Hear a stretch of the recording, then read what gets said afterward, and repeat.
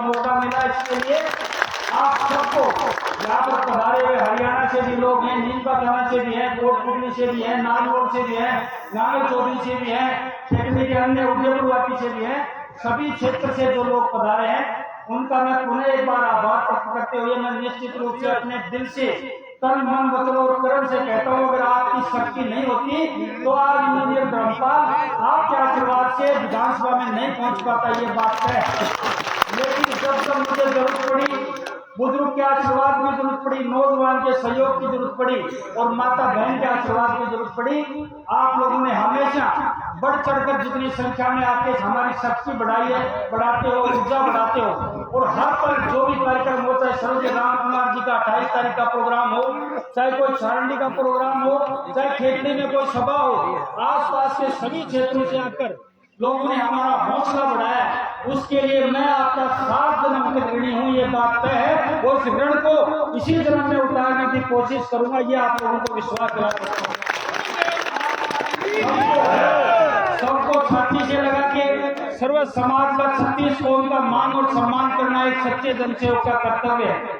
और सभी समाज को साथ लेके चलेंगे, अमीर को भी, गरीब को भी, किसान को भी, व्यापारी को भी, सब लोगों को, युवा को भी, सबको साथ लेकर चलने की हमें संस्कार हमें परिवार ने दिए हैं। उस संस्कार से हम लोग नहीं डिगेंगे। आप तो जो ये आशीर्वाद बनाए रखें, आपके आशीर्वाद की क्या कीमत है और क्या वजूद है और कितनी हिम्मत है आपके आशीर्वाद में, कितनी ताकत है, ये सिर्फ और सिर्फ इस राजस्थान में इंजीनियर धर्मपाल समझ सकता और कोई नहीं समझ सकता।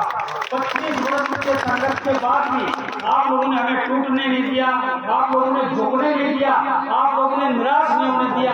जब जब हमें आशीर्वाद की जरूरत पड़ी, हमें कुछ चंद लोगों के आशीर्वाद की जरूरत पड़ी तो हजारों बुजुर्गों के हाथ हमारे सबके आशीर्वाद के लिए उठ गए।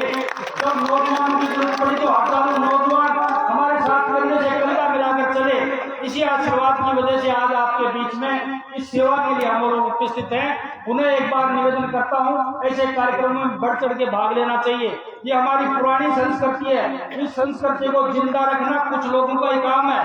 मैं आपको निवेदन करना चाहता हूं, जो मासी लोग हैं जहाँ पर पदार्थ और अच्छे जो धमाल करते हैं, निश्चित रूप से हमारा इतिहास जिंदा रहता है, हमारा सांस जिंदा रहता है, हमारा गौरव जिंदा रहता है, हमारी कल्चर जिंदा रहती है, हमारी संस्कृति जिंदा रहती है। और मैंने शुरू से राजनीति में आते ये कार्यक्रम शुरू इसीलिए किया था, जो हमारे नौजवान हमारी पुरानी संस्कृति को भूल चुके हैं, उनको हमारी पुरानी जो परंपरा थी, हमारी संस्कृति थी, उसमें हम ले जाएं और उनसे रूबरू करवाएं। इसी के लिए हम लोग ये कार्यक्रम करते हैं। और किसी भी बच्चे से, किसी भी मेरे परिवार के और मेरे साथी से कोई गलती हो जाती है तो यहीं पे छोड़ के चले जाया करो। जैसी छोटी मोटी सेवा आपकी बन पड़ती है, परिवार करता है, मेरे पास कुछ नहीं है। मैं पहले भी कहता था, धर्मपाल इंजीनियर धर्मपाल तो अकेला पैदा हुआ था, आपकी जेब के अंदर खाली जेब आया था, खाली जेब जाऊंगा, ये विश्वास आपको दिला सकता हूँ, मैं ईमानदारी से दिला सकता हूँ।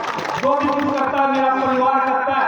मैं धन्यवाद देता हूँ कि मैं ऐसे परिवार में हूँ जिसमें इतने अच्छे भाई, इतने अच्छे भतीजे हैं जो आपकी सेवा छोटी मोटी करते हैं। उसमें कोई गलती होगी तो मैं व्यक्तिगत आपसे माफी चाहता हूँ। इसी तरीके से आप सहयोग बनाए रखें, आशीर्वाद बनाए रखें और ऐसे कार्यक्रमों में आप बढ़ चढ़ के भाग लें। यही हमारी ताकत है, यही हमारी ऊर्जा है। मुझे आज यही निवेदन करना था। आप लोग पधारे, पुनः आपका बहुत बहुत सत आभार प्रकट करता हूँ, आपको धन्यवाद देते हुए अपनी बात समाप्त करता हूँ।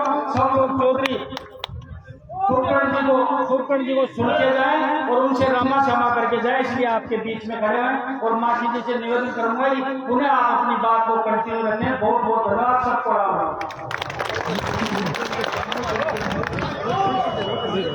पूरे